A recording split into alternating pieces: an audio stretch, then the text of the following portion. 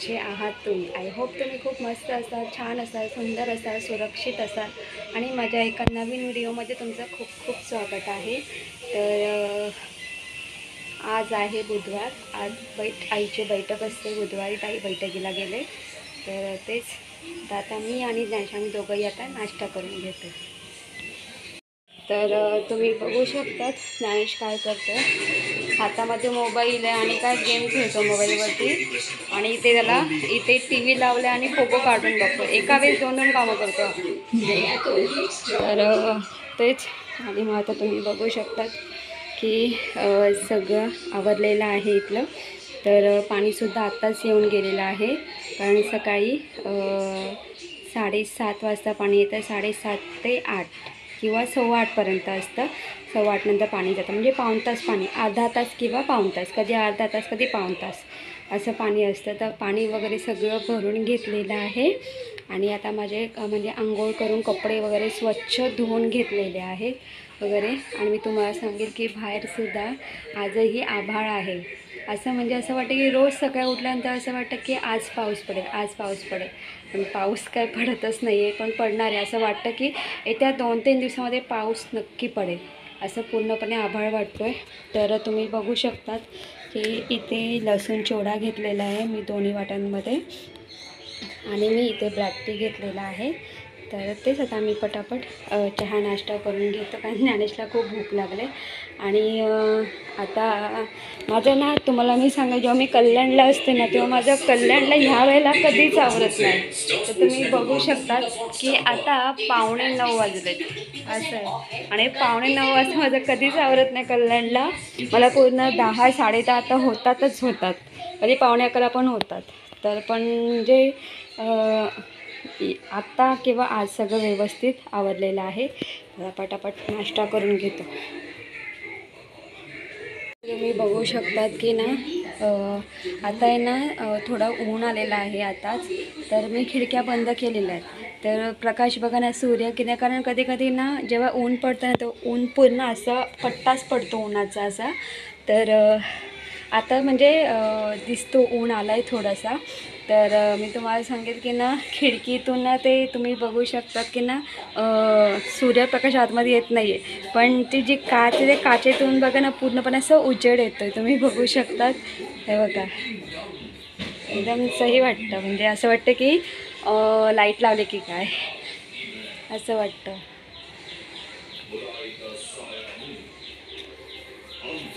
आणि ह्या स्लायडिंग का लावून घेतात माहिती आहे का? उन्हामुळे जास्त गरम होतं म्हणून स्लायडिंग लावून घेतलं असं आहे. पण उजेड छान पडलं आहे म्हणजे असं. तर मी इथे ज्ञानेशसाठी खिचडी भात करायला लावलेला आहे. बाकी मी आणि आई आम्ही तर नॉनव्हेजच खाणार आहे. कारण आज आहे बुधवार. आणि मी तुम्हाला सांगितले की आम्ही काल नॉनव्हेज केलं होतं. त्याचं बरंचसं बाकी आहे. म्हणजे कोलंबी भात बाकी आहे, चिकनसुद्धा चिकन रस्सासुद्धा बाकी आहे. त्यानंतर आईने काल रावस रश्शाचा जो माशाचा जो रस्सा केला तर तो सुद्धा आहे. तर तेच मी आता फक्त ज्ञानेशसाठी खिचडी भात करते कारण तो नॉनव्हेज नाही खात. तर मी इथे हे तांदूळ घेतलेले आहेत. आणि तुम्ही इथे बघू शकतात की इथे ना मसूर डाळ आणि मुगाची डाळ आहे. त्याचबरोबर मी कांदा आणि लसूण कांदा बारीक चिरून घेतलेला आहे, लसूण बारीक टेचून घेतलेला आहे. आणि इथे मी बिर्याणी मसाला घेतलेला आहे, हळद, गरम मसाला आणि मीठ.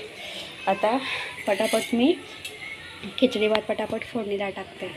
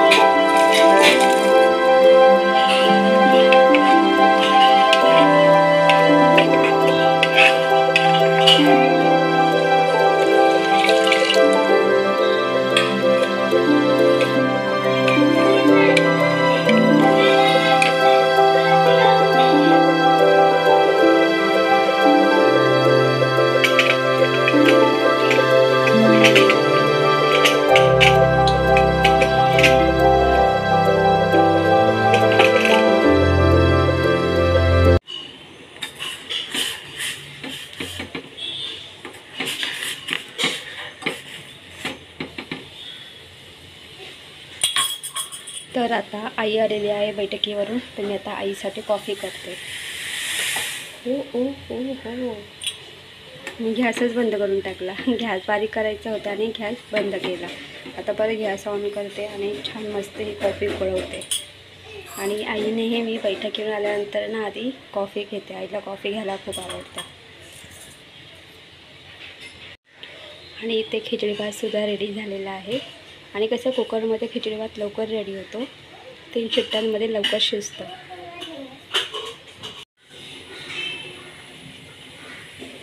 तर आता इथे कॉफीसुद्धा झालेली आहे. तर मी पटापट कॉफी या कपामध्ये ओतते. तर त्याआधी मी तुम्हाला गंमत दाखवणार आहे. तर ना ज्ञानेश ना जेवण करतोय. काय करतोय ज्ञानेश? अच्छा जेवण झालं. मग हा तुझा गॅस आहे का? अच्छा, हा ज्ञानेशचा गॅस आहे आणि हा कुकर आहे. पण आज काय जेवण करणार मग?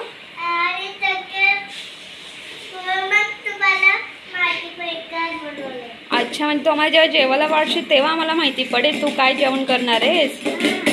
अरे वा.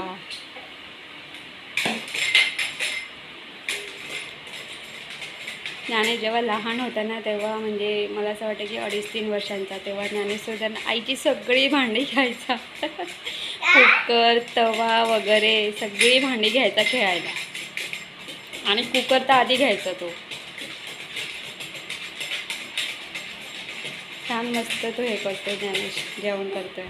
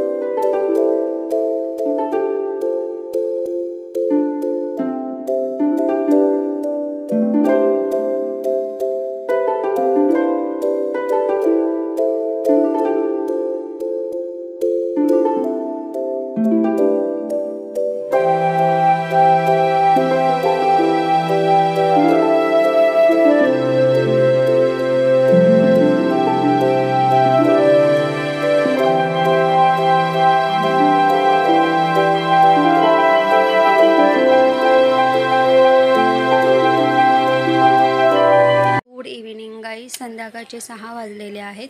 तर आमचा चहा वगैरे पिऊन झालेला आहे. तर इथे मी ज्ञानेशला अभ्यासाला बसवलेला आहे. तर ज्ञानेशला सिनियर KGला A to Z कॅपिटल आणि स्मॉल कर्सुलिपी होती आणि त्याला 2 लेटर वर्ड्स होते. तर तेच मी ज्ञानेश करून हे कर्सुलिपीचं बुक आहे, प्रॅक्टिस बुक आहे. तर यामध्ये A to Z कॅपिटल आणि स्मॉल लेटर आहेत आणि 2 लेटर वर्ड्स आहेत. तर ही कर्सुलिपीचं जे प्रॅक्टिस बुक आहे ते मी ज्ञानेश करून म्हणजे कंप्लीट करून घेत आहे. आणि त्याला मॅथमध्ये सिनियर KGमध्ये त्याला 1 to 50पर्यंत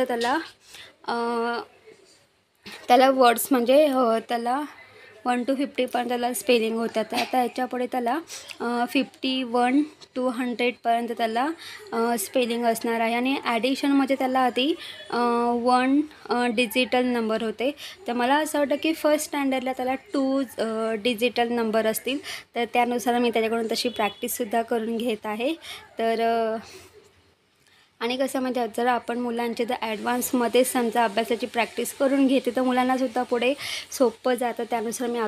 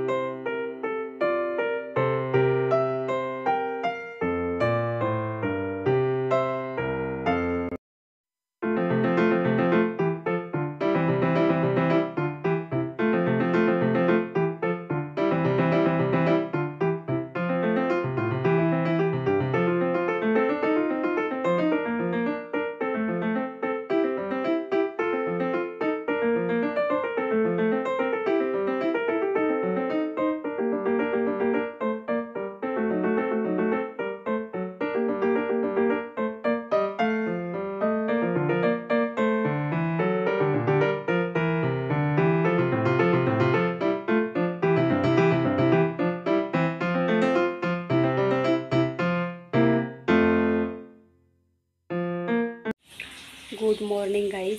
तर मी कालचा व्हिडिओ एंड नाही केला, तर मी तुम्हाला सांगेल की काल मी ज्ञानेशचा थोडाफार अभ्यास घेतला आणि मग त्यानंतर मग जेवण वगैरे करून आम्ही झोपलो.